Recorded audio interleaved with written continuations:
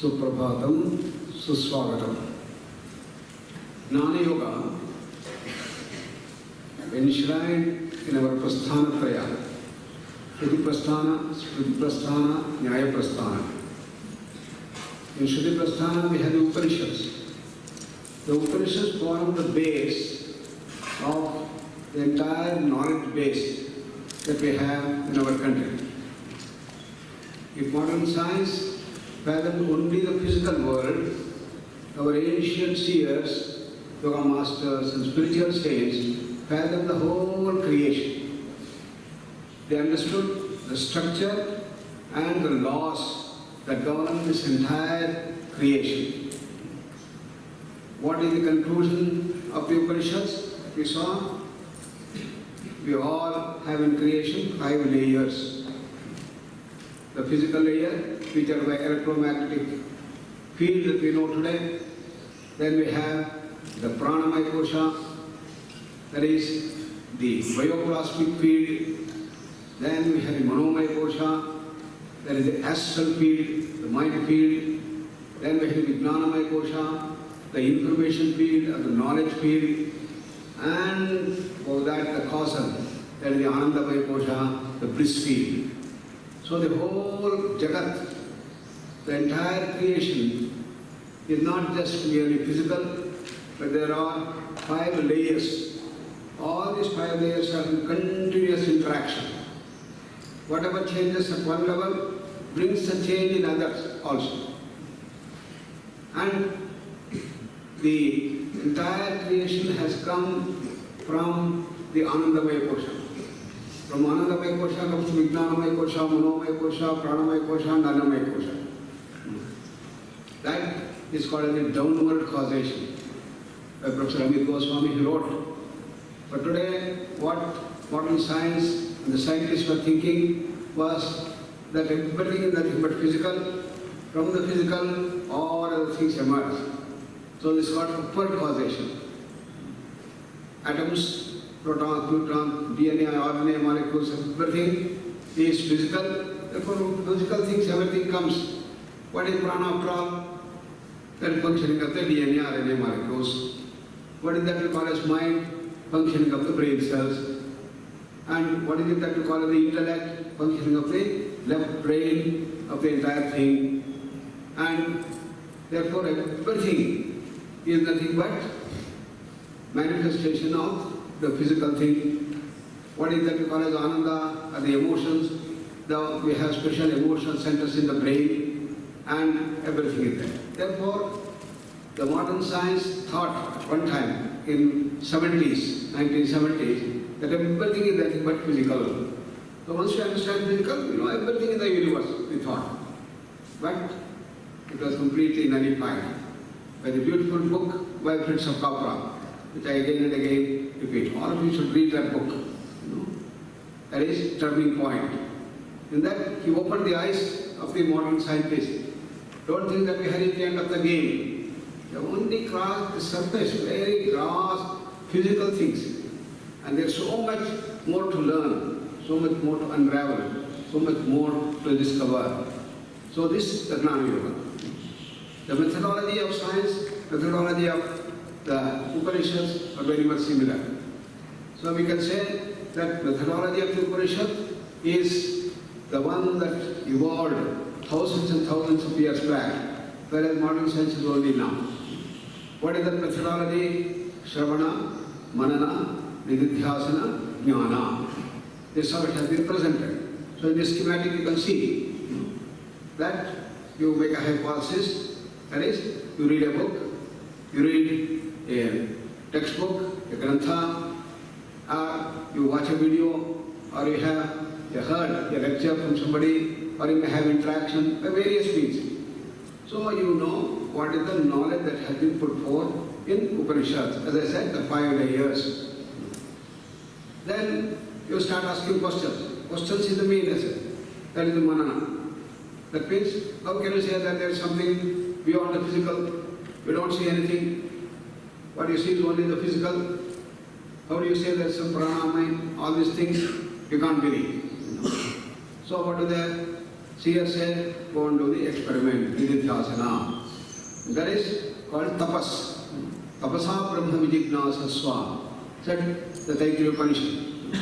So you start doing the experiment. Then when you do the experiment correctly, then you will get at the truth.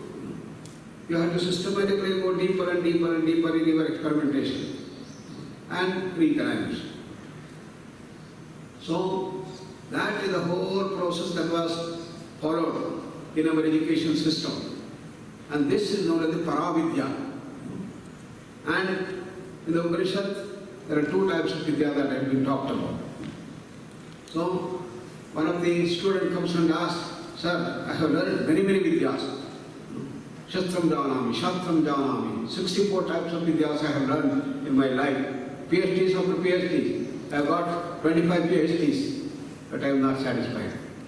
Can you teach me that knowledge, that Vidya, that education, by knowing which I know everything else? Is there something Vidya like that? Kintam Vignatam, Sarvam Vignatam Bhavati. Can there be a Vidya like that? No. Then the teacher says, yes, there are two types of Vidyas. One is the Paravidya, and there is the Aparavidya.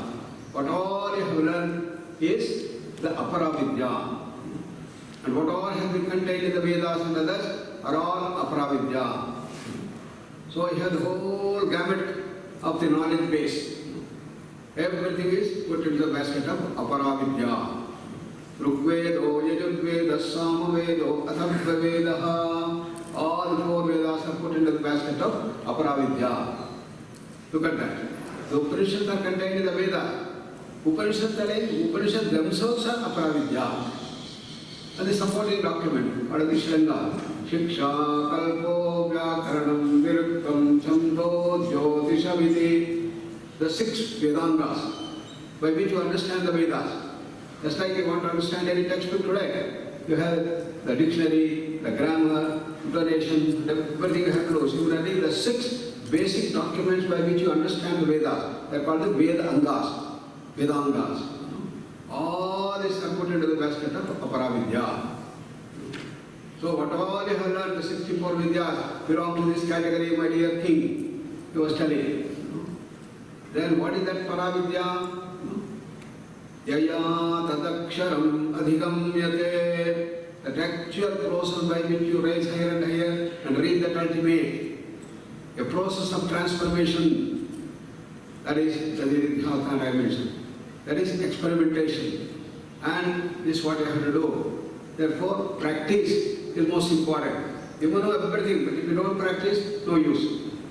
Therefore, the most important thing in Jnana Yoga is the Vididhyasana. That is the dimension of experimentation.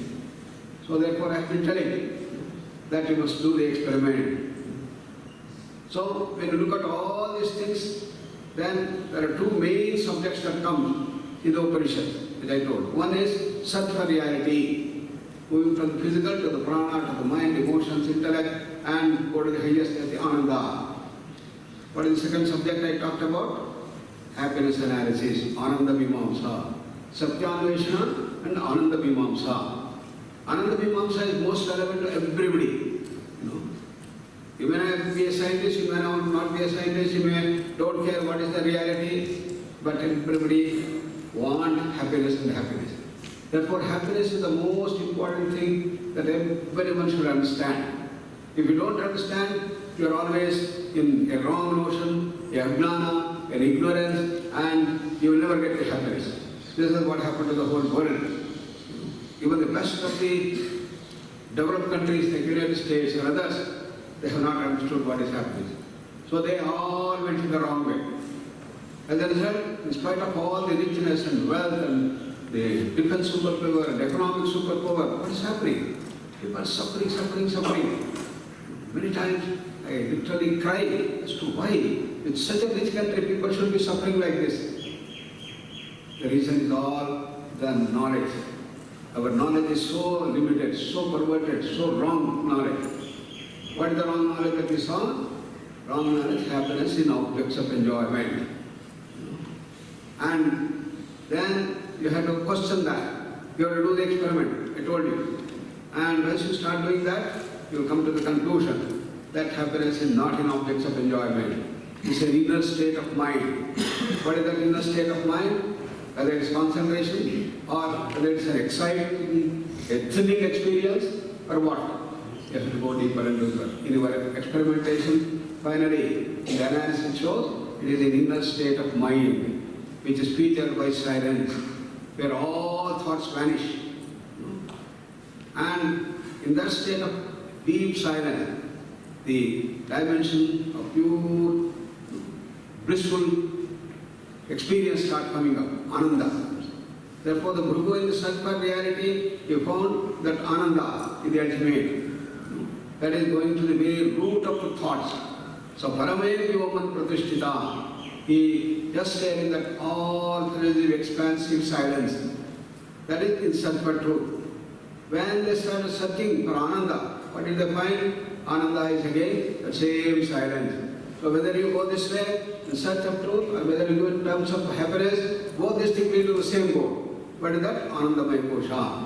What is that? It is a state of complete silence. It is a state where the thoughts have been transcended. It is a state where there are no thoughts. But we have full awareness. Because in deep sleep also, you are not having the thoughts. So in the sleep, there were many people who got confused. There is the S-VYASA school, even they say that Sushupti is the Brahma. They thought the sleep is the ultimate. Because in sleep you don't have thoughts, therefore that will think. And what did the Buddhist philosopher thought? That is the shunya, it's a state of zero, it's a state of vacuum. What's wrong? That's where Shankaracharya went to the greater heights and saying that is a state of fullness. That state of silence is not a zero, it is not the shunya, it is not sleep, but it is a state of infinite happiness, pure awareness. You are fully aware and you are so happy. And the happiness is infinite in this dimension. Such is the Anandamaya question. So what is to be done? We have to do the experiment. So how the experiment has to be done? Take a simple example of an object of enjoyment which you like. Through various senses, through the 5 senses, we get the happiness. So you have to analyze that. Just like Newton analyzed why apple is falling down, why the apple is not going up, why the apple is not going to the right or the left or the front or the back, why each time the apple falls down, the subtle question. Similarly, you try to find out what happens when you have your nice touch of the senses with the sense objects. Therefore, I give you an assignment, all of you. I hope all of you have done 5 senses. For each of the senses, there is a sense object. Each one of us have our own object of enjoyment which we like the most. Some people, the taste, you may like gulab jamun, somebody may rasgulla, somebody may be pal paisam, somebody may be birthday cake, somebody may not like sweet at all, something else. Whatever you like, you can take and test and see what happens to the mind. When the Vishaya Sambhoga occurs, when the sense object comes in touch with the taste bud, what happens? The Upanishad says, the mind becomes silent. All thoughts get obliterated. You are in the state of Parame Vyoman, as Guru said, you are in the state of silence. That is the experiment which you have to do. Therefore I told you that must please do this experiment. That will unravel the mystery. That is the greatest secret that you can get. Therefore this is what the king who had 64 Vidyas was taught. So he started sitting there and started doing that. Went on going in deeper and deeper and understood that type. This is what we have to do. So when you do your asana, or when you do your pranayama, or when you do your meditation, when you do kriyas, when you do any activity, when you are very, very happy, at that time find out what is happening. Not only the taste, hearing, you hear some beautiful music that you love, that you like most. Some people like Carnatic music, somebody Hindustan music, somebody jazz music, whatever music you like, Then when you are in the state of happiness, of that wonderful thing, see what is happening to the mind. You have to examine whether really mind goes into silence. This is the experimentation you have to do. You have to test whether hydrogen oxygen will really give you water or not. A student has to go, do the experiment accurately, nicely, correctly. You must go on doing that. And you must write down. So I asked you that everybody should write. Then the sense of smell, beautiful smell, fragrant smell. And when you are coming, you have the beautiful fragrant smell of a flower. You can see that. And you can show that. Or any other fragrance which you like. Everybody has our own fragrance, our own smelling object of enjoyment. Choose any one of them. Each one of us should choose the one that you like best. And when you are smelling, what is happening to the mind? You are very happy. You must get that state of happiness and at that time find out what is happening to the mind. Then the sense of touch. You have beautiful touch. You go and touch a beautiful leaf or any other things which you touch. Many of the mothers touch their children. You touch a beautiful child. You are so happy to touch the child and caress the child. Then you do that. What happens to your mind when you are very, very happy? See what is happening. That's for the five senses. Then seeing, hearing, tasting, smelling and touching. So see, vast infinite blue sky.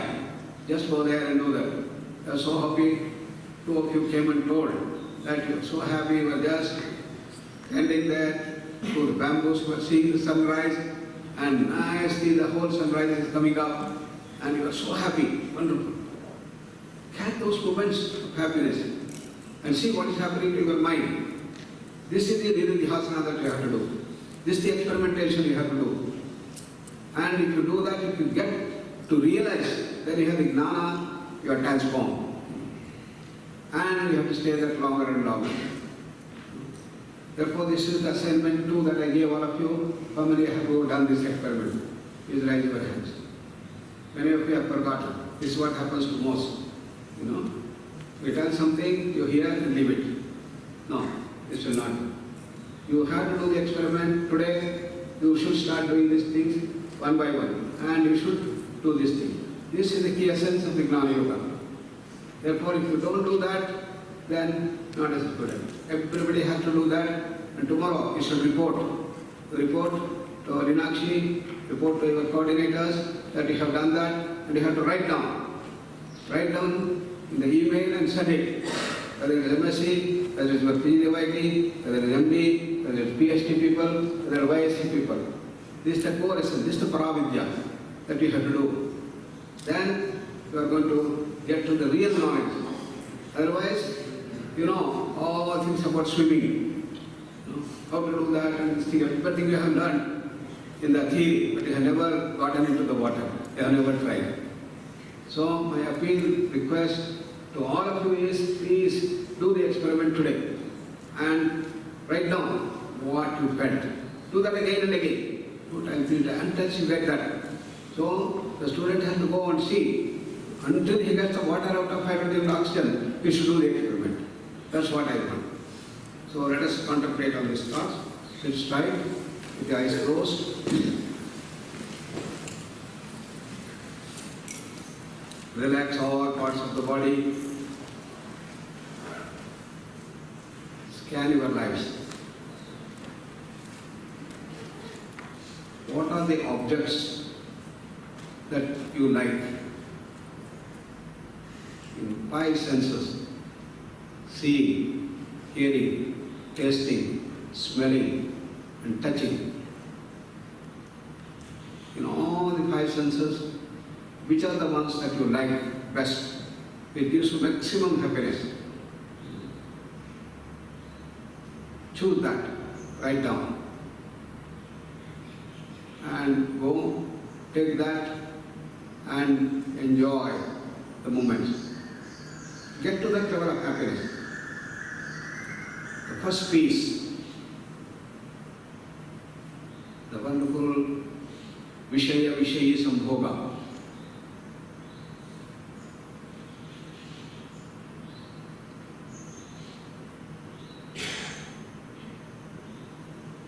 And see what happens to the mind. Get to that silence Imagine a vast infinite blue sky. Patanjali says, every asana, you must have that Ananta Samapatti. In Pranayama, the Hatha Yoga says, you have to slow down your breath and the breath should stop. Kevala Kumbhaka.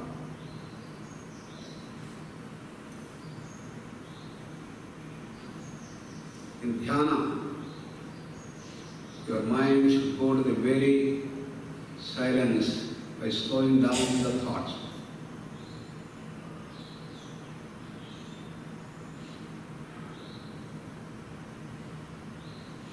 So in every sense pleasure you have this silence. But we don't see that because it's too fast and we don't know the knowledge. But happiness is silence, silence is bliss, bliss is peace.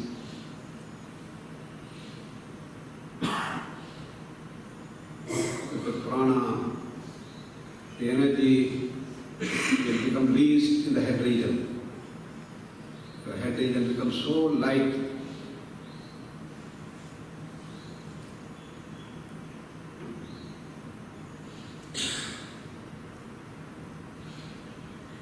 You have reduced the energy that you have drawn from your source.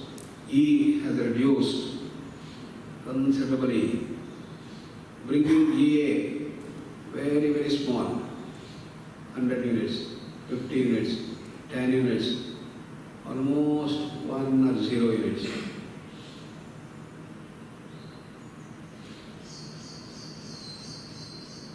That's the process of growth. Come to Namaskar Mudra.